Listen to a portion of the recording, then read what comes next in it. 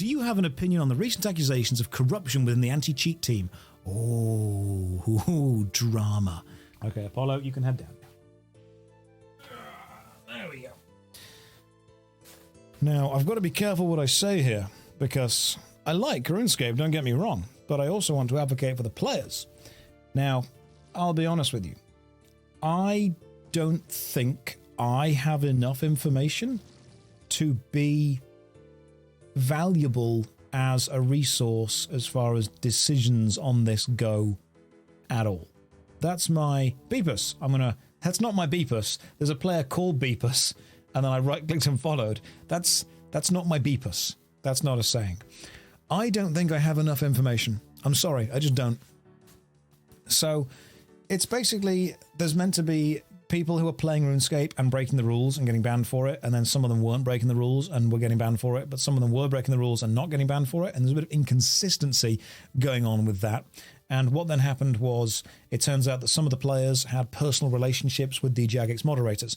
Now, someone just said in chat, Asmongold does videos on just about anything. Yes, that is because it is remarkably easy to get views and interest from people who want drama and reactions. But I don't want to just mindlessly stir the pot when I don't have any information to add. I don't know. It's okay to say I don't know sometimes. It's also totally okay. Apocalypse, could you please walk us back to Elena? It's also totally okay to say that you don't have enough information to make a call on something, or that you don't have enough experience for your opinion to be valuable. Now, reaction, super duper fun. You know, we all like a little bit of playground reaction. We all like a little bit of drama. We all like talking about what's going on. We all like he said, she said. But ultimately, it can be very emotionally damaging for the people who are involved. It can be professionally damaging for the people who say things that they aren't entirely sure about. It can be risky for a company to do that, or for a private individual to speculate on what may or may not be happening. Ultimately, it doesn't help a lot of people who are involved with it if the emotions are just immediate, aggressive, and reactive. So instead, I don't know. I'm not an authority on this. I don't have the answers. I don't have the information. I don't have the throughput and the input that those guys have. And to look, it's like there was an old joke when the tragedy of 9/11 happened and Ja Rule suddenly had his comments on it. And we were all thinking, oh, thank God we know what Ja Rule thinks about this. At some point, you have to kind of say, this ain't my area. This ain't my specialty. I don't know. What do I think about the drama? I think that it's clearly very serious. There's a lot of people involved who clearly have more information than me. A lot of people who have less information than me. And for you to come to me and say, what's your thoughts and opinions? What do you want me to say? Do you want my thoughts and opinions to say that everyone involved is awful? Do you want drama? Do you want reaction? Do you want a soundbite? What do we need? It's okay. I mean, I still think Brexit was a stupid idea. And there was a moment, and I vividly remember this, there was a moment when this, don't get me wrong, these things connect. I remember reading a newspaper or watching a TV show, and someone said, the time for experts is over. No, it's not. That time's never over. That time is all the time. That's why people are experts.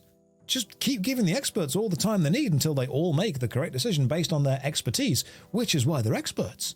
When you make decisions based entirely off emotion, you tend to make rather bigoted decisions. So instead, let's make expert decisions. Please, people go, oh, I did my research. No, you didn't. You read a Facebook post. That's the opposite of research. That made you dumber. This links back to the drama as it is now. It's okay to not have an opinion on everything. Now, I understand that a lot of YouTubers make a lot of money by getting people to watch their videos. And one of the best ways to make people watch your videos is to have a reactive opinion, to have an immediately emotional, narrative-driven reactive opinion. It's one of the best ways people do it. They're like, oh my God, this has happened. People are interested in it. I must say what I think. No, you don't. Bo Burnham put it very, very well. Okay, what do you want, Rick Turpentine? I'm in the middle of a monologue. Okay, cool. Thanks, mate. Appreciate it. People seem to think, and it's this very performative nature of who we are and what we do, that you have to have not only an opinion on everything, but it's super important that other people hear your opinion. Like, people are not just content to sit there and go, these events have happened and I have input.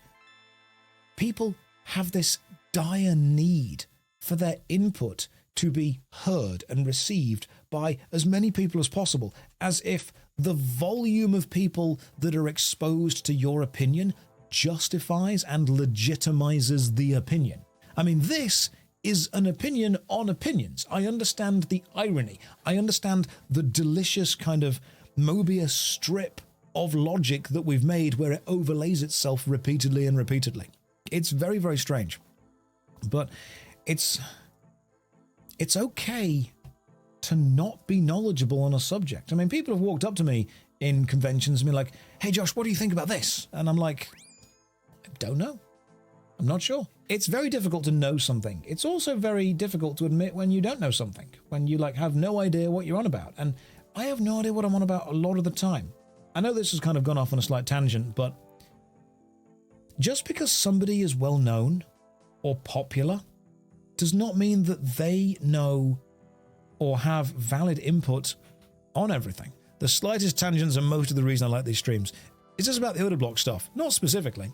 It's more someone asked my opinion, my input on the drama. Consistently lies, cite to authority is a constant use to squelch discourse. So if I were a smarter, more business-focused Twitch streamer or YouTuber, I would immediately react to everything that caught the public's attention. Like, as soon as a big public outcry happens... Oh, by the way, just to really ruin everyone's day, the grass in RuneScape is tiny trees. So if you look really closely, the grass is tiny trees. I'm sorry, but it is. Yeah, it's good business to... Yeah, someone's like, oh no, now I can't unsee the fact that all they've done to make little grass is just scaled down an evergreen tree really, really small and made it 2D. So if you zoom in, tiny trees. If I was a smarter businessman, I would quite simply react to everything that's going on immediately. Unfortunately, I don't want to do that, because I believe that places my opinion on a pedestal and it makes people look to me as an authority. And I don't want to be considered an authority. Let's travel to Remington. I don't want to be considered an authority on things that I would not consider myself an authority on. I wouldn't be comfortable sitting down and defending my opinion. All I would be doing was giving an opinion and using my level of, I suppose, celebrity to a degree to effectively elicit a reaction from people. And that wouldn't work. What is my opinion on the could we be inside a simulation proposition? If we were inside a simulation, whoever made platypuses is stupid. Because they're just a dumb animal. And it's like you've hit randomize when you're playing Spore or something. It doesn't work. This is almost as terrifying as realizing you are now manually breathing. Yes, that's true. Does it matter if we're simulated? Does it matter? Does it matter? Need to finish my thesis but have minus 100 motivation after 8 years of education. Any advice? Yeah, do what I do. Take every single leftmost column of every single row and write down a funny phrase or a silly word. I used the word RuneScape once when I was writing an essay. And then try and construct the rest of your essay or thesis to make sure that the line starts with the correct letter. It's like a little challenge to yourself.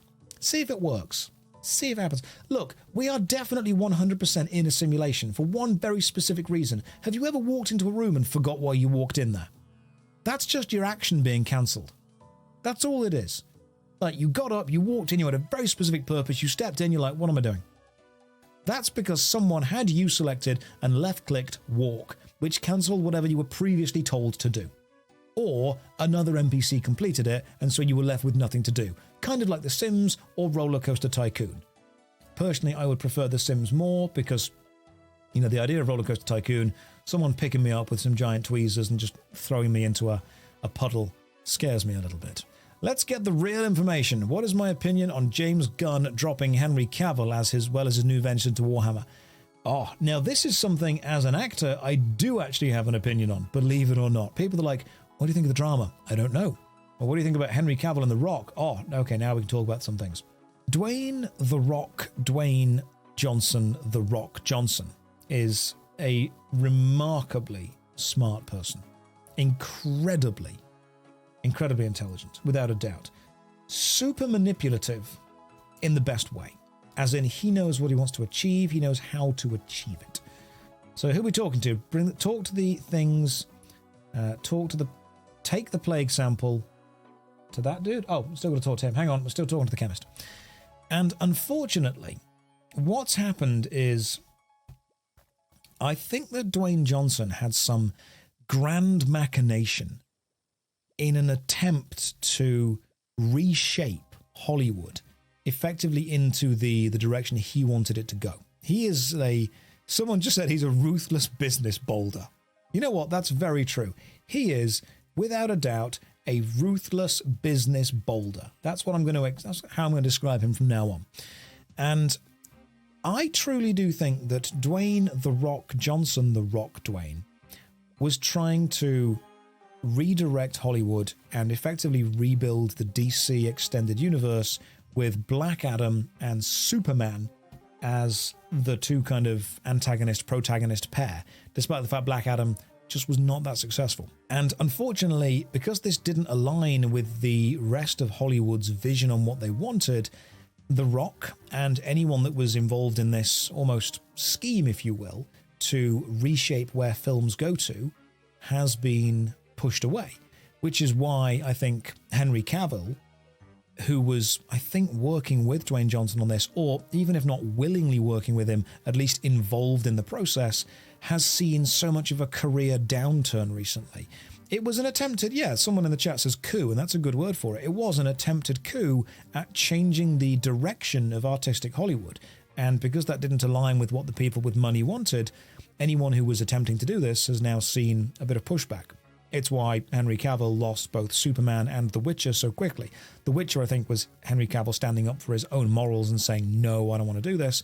But to lose Superman at the same time, it just seems that suddenly Henry Cavill, who was pretty much riding high, has lost a lot of steam, lost a lot of momentum. And that's a shame because I think the guy himself seems really nice. Will Henry's Warhammer series be successful? That's the next big one. Will his Warhammer series be successful? Now, we've had Warhammer films before, and let's be honest, they're bad. They're really bad. We've had, I think the best Warhammer media so far is audio novels, which are fantastic, or some of the YouTube-owned stuff, things like Astartes made, or, text-to-speech device, that kind of stuff. Or even the small things like the Dawn of War intro movies. They were better than a lot of what they created officially, if you will. Yeah. That chemist looks familiar. He does look a bit like Richard, doesn't he, from the show Richard and Mortimer. Now, I find Richard and Mortimer humorous and engaging, but you do have to have a very high IQ to understand quantum physics like Richard and Mortimer does. That's true.